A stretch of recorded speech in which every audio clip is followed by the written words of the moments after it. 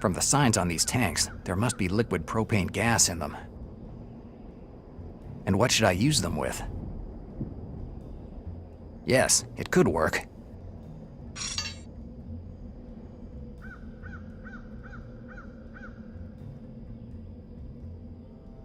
And now let's get out of here. Greta, take cover.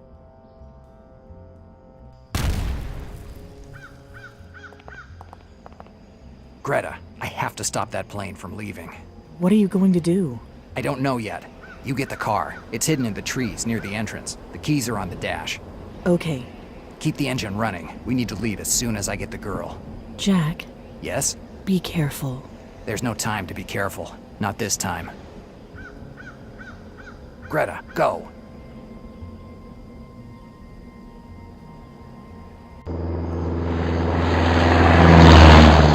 Dannazione. It's too late. It looks like you're too late, Del Nero. What are you doing here? Why aren't you on that plane? I hate traveling. I'm not the kind of guy who crosses the desert on a camel. I prefer the comfort of the big city.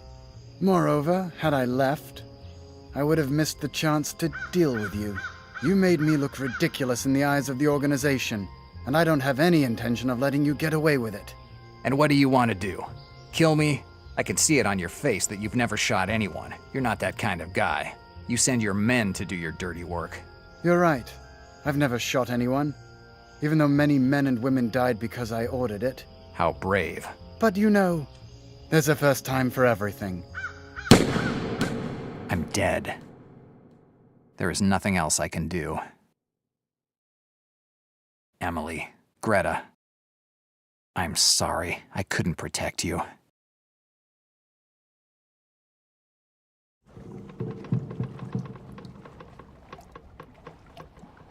It's over.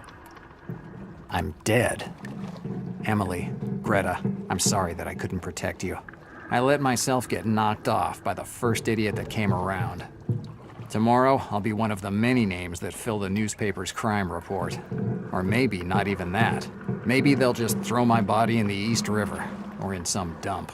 No one will realize I'm gone. Except for that stingy Slavonsky when he'll come to collect the rent. Nice life. Who knows what kind of place this is? I only see strange white lights in front of me. Is this heaven? Let's not kid ourselves. Heaven isn't the place for a washed-up detective with a drinking problem. It's got to be hell. At least I'll see a lot of my old friends.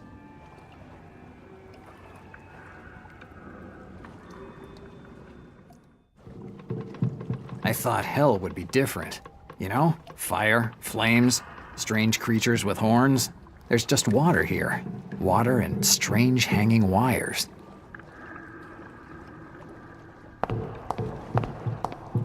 A huge clock suspended in midair. I know I should be surprised, but I doubt this is the strangest thing I'll see in this place. It seems to have stopped.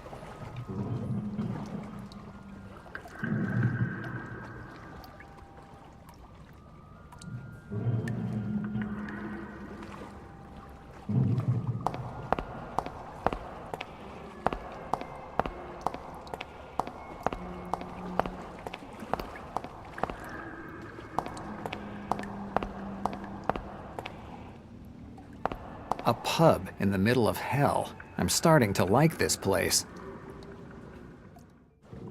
There's a guy at the bar.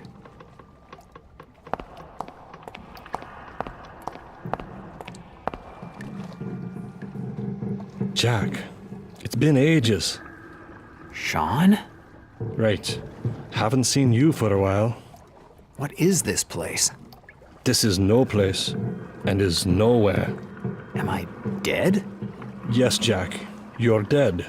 Like me. Well, if this is hell, it isn't too bad. True. The booze is free and you don't have to worry about your liver. You're already dead. I'm sure you have a few questions for me. Ask what you want, but I'm warning you, we don't have much time. I didn't think that time would be a problem here. It counts more than you can imagine. Come on, Jack. Ask what you want to know. Why did you lie at Valenti's trial? I thought you'd ask me that. I spent a year in the clink for that. I think you owe me. You're right. The answer is simple. The most obvious one. Money. You sold out for money? Right. A police's salary wasn't enough to pay me old man's debts. He loved to play them horses, and he was in deep with the Valenti family.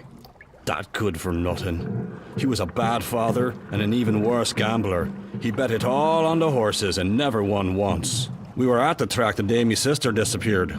Too focused on watching that damned horse that no one would have placed a buck on to realize that his daughter wasn't there anymore.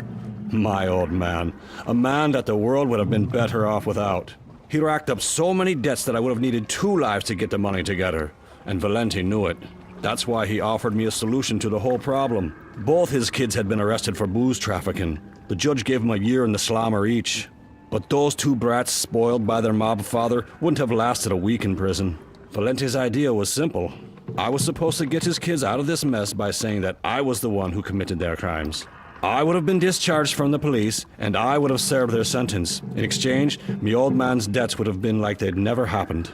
But I didn't know your name would come up at the trial, Jack. You were supposed to be left out of this whole mess. Why haven't you ever told me this story? The week after the trial, me old man died. According to the police, some crazy guy put a bullet in his back during a bar fight.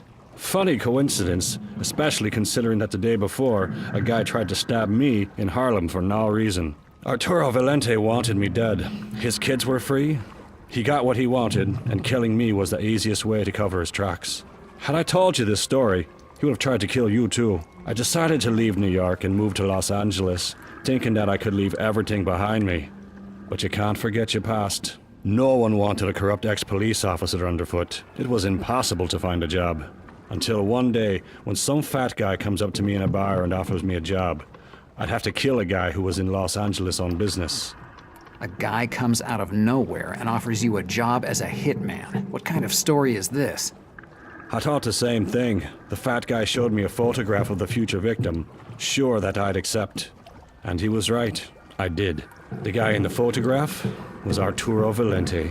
Because of him, I didn't have a family or a job anymore, and the only thing I had left was a thirst for revenge that only an Irishman can understand. I did the job, and so I started working for Black Lily. Good story, huh? Maybe I'll write a book about it one day. I wonder if there are any publishers around here. Maybe I'll ask around. What am I doing here? You're trying to understand Understand what? what destiny is. Destiny? I'm just a private detective who spends half of what he makes on booze, and the other half to pay the rent for an office that looks like a dump. What destiny do you think I might have? I'm not talking about your destiny, Jack, but the girl's. She's just a little girl, kidnapped by a wacky archaeologist from who knows where. So, you really think that Professor Zindler was nuts? You think that those dreams you had were due to exhaustion? That it was only a series of coincidences that brought you here? A coincidence that your friend with the red hair knew Marsetti? A coincidence that the owner of the dive you live in is the same guy who hosted Nicholas? Jack, that girl can change the future. If she could really do what you say, don't you think she'd have done something to avoid all this? I don't know how it works. I kill people. I don't study ancient prophecies. But I do know one thing. If you're here, you've been given a chance. What are you talking about? Coming here, you must have seen some sort of floating clock. Yes, too peculiar not to notice it. That's your life, Jack. And if you're here, the hands have stopped. But you can go back. You mean I can be resuscitated? I'll be walking around New York like one of those zombies from horror novels? It doesn't work like that. When you go back, you won't remember this place, and you'll do the same things you already did. Great. I can't live, but I can die as often as I want. Right. Or maybe something could change. Destiny could give you a second chance. How? You won't know until you try.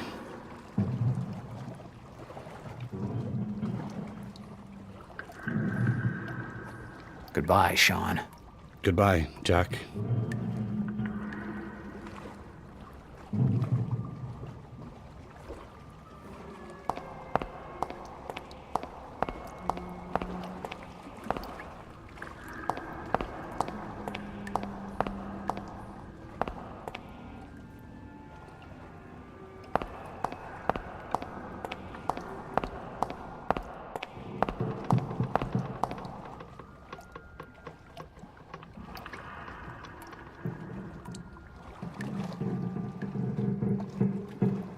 And what do you want to do? Kill me? I can see it on your face that you've never shot anyone. You're not that kind of guy. You send your men to do your dirty work. You're right. I've never shot anyone, even though many men and women died because I ordered it. How brave. But you know, there's a first time for everything. It was destiny, Del Nero.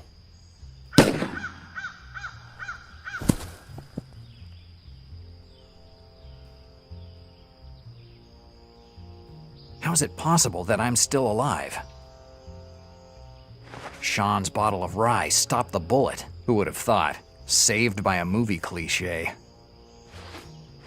Sean, it looks like I owe you my life. You're a lucky guy. You're the one they call the Turk. And you're the detective they're all talking about. Are you here to avenge the death of your friend, Marzetti? My friend Marzetti? I hope you're joking. I wanted him dead more than you did.